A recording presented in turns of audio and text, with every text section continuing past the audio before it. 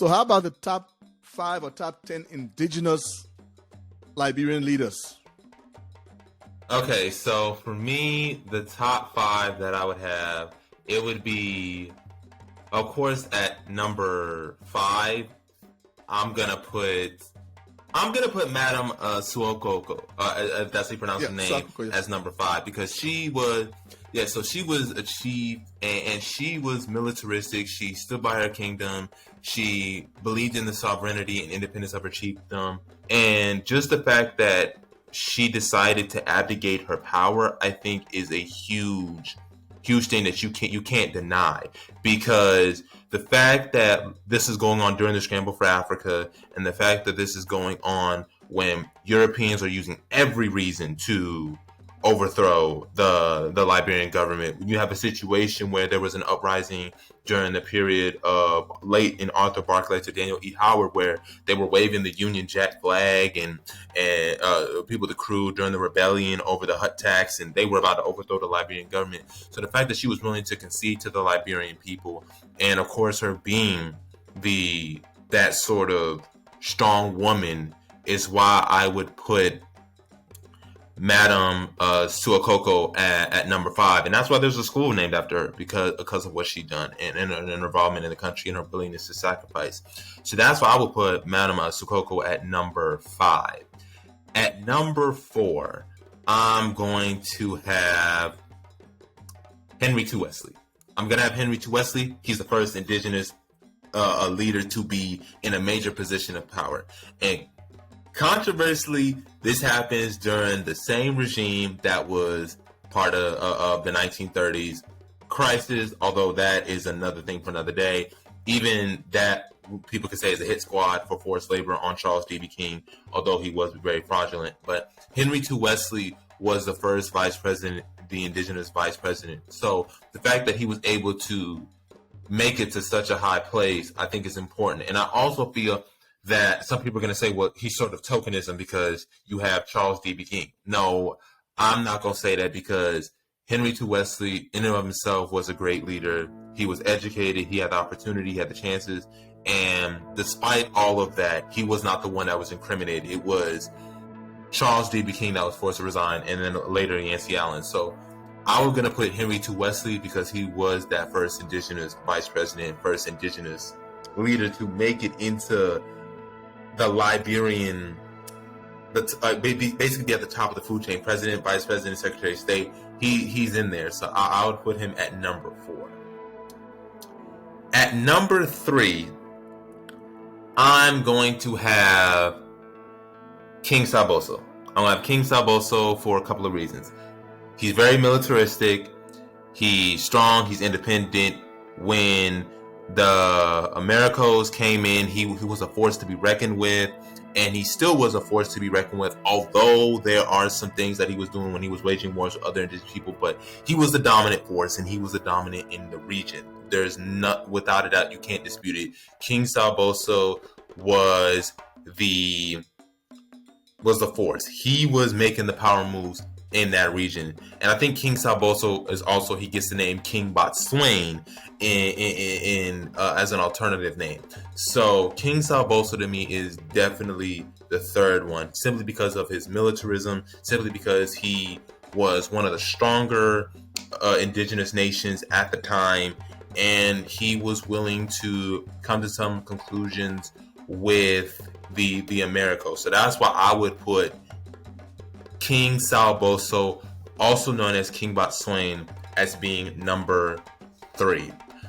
Number 2 is obviously going to be King Peter. King Peter, also known as Peter Zolu or Zoladuma, he's going to be number 2. And the reason why he's number 2 is because the fact that Liberia wouldn't exist without him and his workings and working with the other 6 signatories. He will always be in the top 2, or you can argue, if you really want to be the best. I'm going to put him at number 2 because if it wasn't for him, Liberia wouldn't exist. Liberia just wouldn't exist, and we have to appreciate the fact that he did that. He believed in Liberia's vision. He wanted to see Liberia as an an abolitionist nation, an anti-slavery nation. So the fact that he was willing to agree to let us come in and actually have a home and actually establish a home is why I got him at number 2, and surprisingly not number 1. Who's number 1? Number 1 is going to be Mamalu Massaquoi. Mamalu Massaquoi is going to occupy the number 1 spot. And the reason why Mamalu Massaquoi is going to be number 1 is because he's really the one that is, of course, he's the king of the Vai tribe. His parents are the king of Leone and the queen of Njabka. He's very well educated. He had a revolutionary vision. He's so revolutionary that he was a threat to Edwin Barclay, and they removed his name from history. So Mamalu Massaquoi was a very revolutionary leader, especially coming during the time when you have the 1930s forced labor crisis. Charles D.B. King has resigned. Edward Barclay is taking office, and Mamalu Massaquoi is coming in with his vision, and he's threatening Edwin Barclay for the presidency. So you're talking about Edwin Barclay sabotaging Mamalu Massaquoi. And he would have been the first indigenous president had he had the opportunity to present his case and he wasn't sabotaged. So, and of course, he would have been another political party, which would have threatened true Whig hegemony. So Mamalu Massaquoi, having that vision, threatening the status quo, and also he produced Fatima Massaquoi, which, of course, if you've ever heard of the book, the story, the biography, I think it's the autobiography of a West African princess. And then you have one of his other children, Hans Jürgens Massaquoi, who then lives in Nazi Germany and then writes Growing Up Black in Nazi Germany, Hans Jürgens Massaquoi. And there's even a movie, Destined to Witness, that's in German. You can watch it on YouTube. It's translated into English for subtitles for part 1, and in part 2 it has an audio computerized.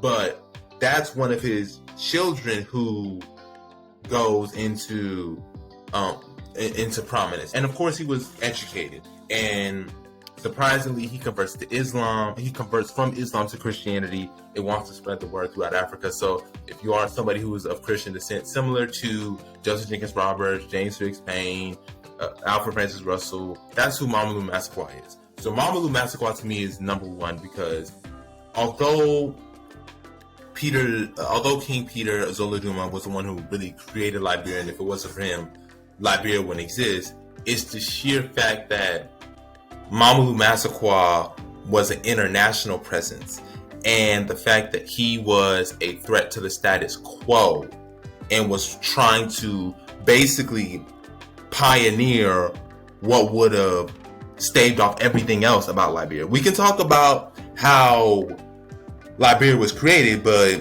the creation of Liberia ain't significant on how it ended up turning out in the late 20th to 21st century. So if Mamalu Massaquoi would have taken office, who knows how the century of Liberia would have turned out, and who knows where Liberia would have been today. So that's why I got Mamalu Massaquoi at number 1, Peter Zoladuma at number 2. I have King Sao Boso at number 3.